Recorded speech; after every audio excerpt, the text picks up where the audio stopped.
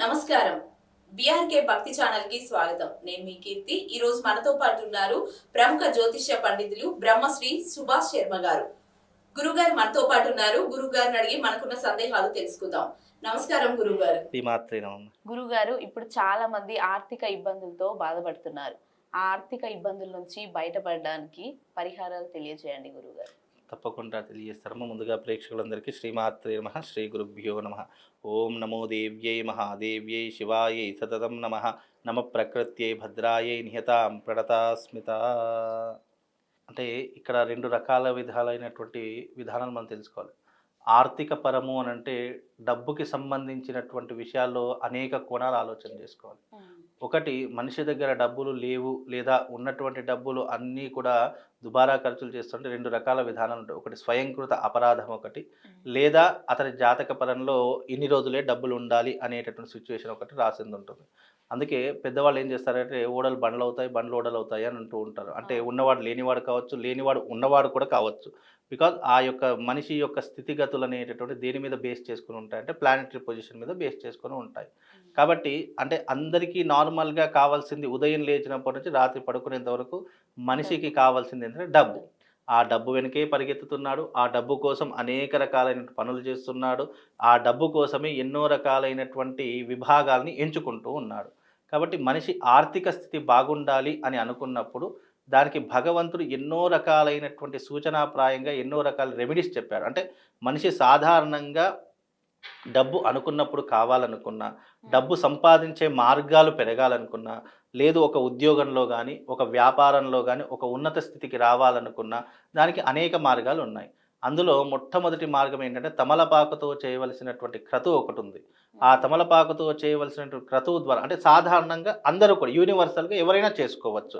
అలా చేసుకోవడం ద్వారా కూడా డబ్బులు పెరిగేటటువంటి అవకాశాలు పెరుగుతాయి. ఇక్కడ చాలామంది ఏమనుకుంటారంటే గురుగారు మీరే తమలపాకుతో చేయొచ్చు కదా, మీరే కోటీశ్వరులు కావచ్చు కదా. అలా ఎప్పటికీ ఎవరూ కాలేరు. ఎందుకంటే మనకి ఏదైనా రోగం వచ్చింది సెల్ఫ్గా మనం ఎప్పుడు కూడా దాన్ని మనం నయం చేసుకోలేము, మళ్ళీ ఇతరుల దగ్గరికి వెళ్ళాల్సిందే.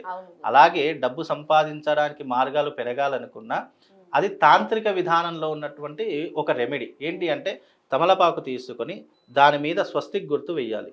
స్వస్తిక్ గుర్తు వేసిన తర్వాత దాని కింద ఆ లక్ష్మీదేవికి సంబంధించినటువంటి మంత్రం ఉంటుంది. ఓం శ్రీం హ్రీం క్లీం మహాలక్ష్మీ నమః అనేటటువంటి మంత్రం. ఈ మంత్రము జపం చేసుకోవచ్చు, చక్కగా దీన్ని సాధన చేసుకోవచ్చు. అలాగే ఈ సాధన వల్ల డబ్బు అనేటటువంటి విపరీతంగా పెరిగేటటువంటి అవకాశాలు ఉంటాయి.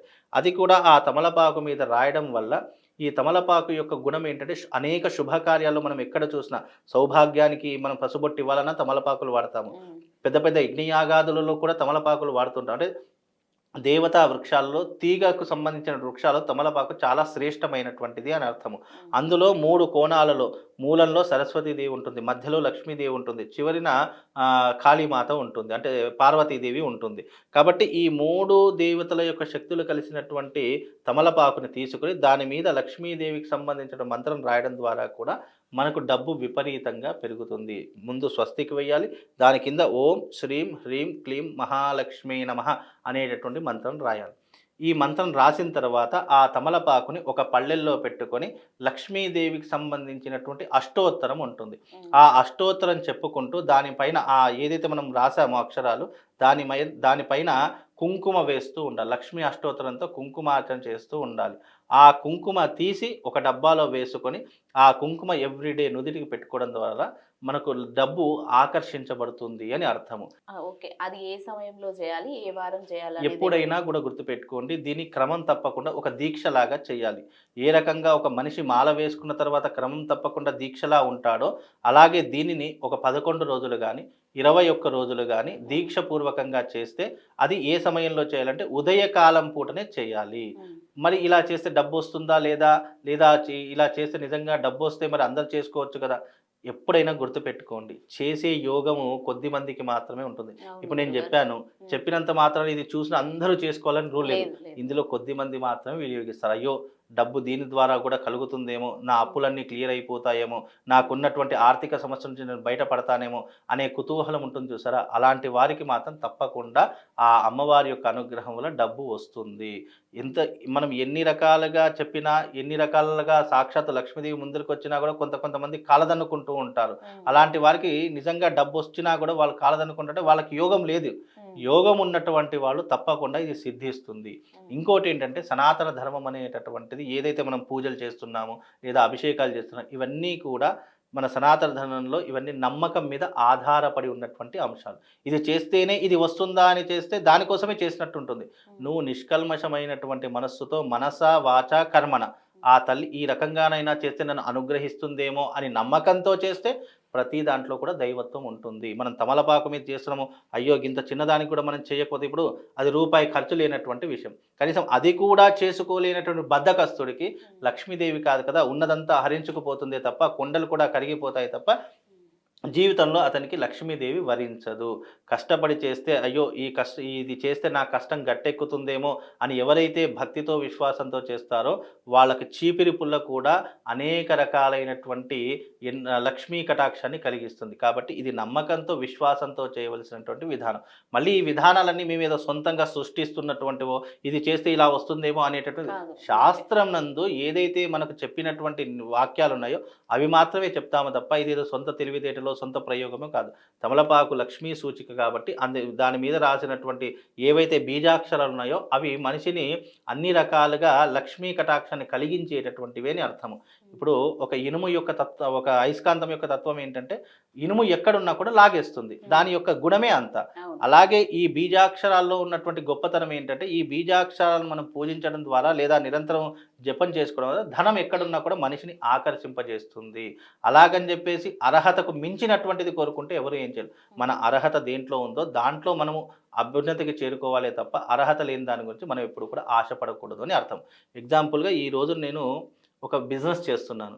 ఆ బిజినెస్లో నాకు డెవలప్మెంట్ కావాలి, మంచి గ్రోత్ కావాలి, ఆ బిజినెస్లోనే నాకు డబ్బు రావాలి అని కోరుకోవడం తప్పు కాదు. అలా కాకుండా నేను బిజినెస్ చేస్తున్న దీంట్లో నేను వెంటనే కోటీశ్వరుని అయిపోవాలి అనేటటువంటి మూర్ఖత్వంతో చేసింది ఎప్పటికీ కూడా డెవలప్మెంట్ కాదు. కాబట్టి నాకు ఈ రోజున ఇంత అప్పు ఉంది, ఈ అప్పు తీరిపోవడానికి అమ్మ నీ యొక్క పాదాలను నేను పట్టుకుంటున్నాను కాబట్టి దాని నుంచి నన్ను బయటపడేయు అని చెప్పేటటువంటి సాధారణమైనటువంటి రెమెడీ. ఇది యూనివర్సల్, ఎవరైనా చేసుకో. దీనికి జాతకంతో కానీ పేరుతో కానీ ఏమీ సంబంధం లేదు. కాబట్టి ఇది ఎవరైనా చేసుకోవచ్చు. ఇంకొకటి గురుగారు, ఇప్పుడు ఆర్థిక ఇబ్బందులు పోవాలంటే మనీ ప్లాంట్ కానీ తమలపాకు కానీ ఇంట్లో పెంచుకోవాలి అంటున్నారు కదా, అది ఎంతవరకు నమ్మకం? మనీ ప్లాంట్ అనేటట్టు నాకైతే తెలియదు కానీ తమలపాకు చెట్టు గురించి అయితే తెలుసు. తమలపాకు తీగలు ఇంట్లో పెంచుకోవడం వల్ల శుభము, అదృష్టము, ఇంటికి ఏ నెగిటివ్ ఎనర్జీ కూడా రాకుండా కూడా ఆ వృక్షం అనేటటువంటిది, ఆ తీగ అనేటటువంటిది మనం కాపాడుతూ ఉంటుంది. ఈ మనీ ప్లానెట్ అనేటటువంటిది మన సంస్కృతికి సంబంధించినటువంటిది కాదు కాబట్టి దాని గురించి నేను ఎక్కువ చెప్పలేను. కాబట్టి తమలపాకుతో చేయవలసినటువంటి పద్ధతులు ఎన్నో రకాలుగా ఉన్నాయి. దానిని వినియోగించుకుంటే మనకు ఇప్పుడు మనీ ప్లాంట్ చెట్టు అని అంటున్నారు. మనీ ప్లాంట్ అంటే ఈ యొక్క డబ్బులు ఇచ్చే చెట్టు ఉంది అని అనుకుంటే ప్రతి ఒక్కరు అదే పెంచుకుంటారు కదా. అది పేరుకు మాత్రం మనీ ప్లానెట్ అని పేరు పెట్టారు తప్ప అదేం డబ్బులు ఇచ్చే వృక్షం కాదు. కానీ తమలపాకు యొక్క తీగ ఏదైతే ఉందో అది అన్ని శుభకార్యాలు వాడతాం. ఎందుకు వాడతాము అని అంటే అది శుభాన్ని కలిగించేటటువంటిది, అదృష్టాన్ని కలిగించేటటువంటిది. కాబట్టి దాన్ని వినియోగించుకోవడం ద్వారా మనకు శుభం లాభంతో పాటు లక్ష్మీ కటాక్షం కలగడానికి అదొక మార్గంగా ఉంటుంది. కాబట్టి దాన్ని పూజించండి. సనాతన ధర్మంలో ఏదైతే చెప్పారో అది మాత్రం పూజిస్తే చాలు. లేని దాని గురించో లేదా వాళ్ళు ఇది చెప్పారు వీళ్ళు ఇది చెప్పారని చెప్పి లేని ఉన్నవి అన్ని ఒక దగ్గర చేర్చామనుకోండి. చాలా చక్కగా వివరించారు. ధన్యవాదాలు.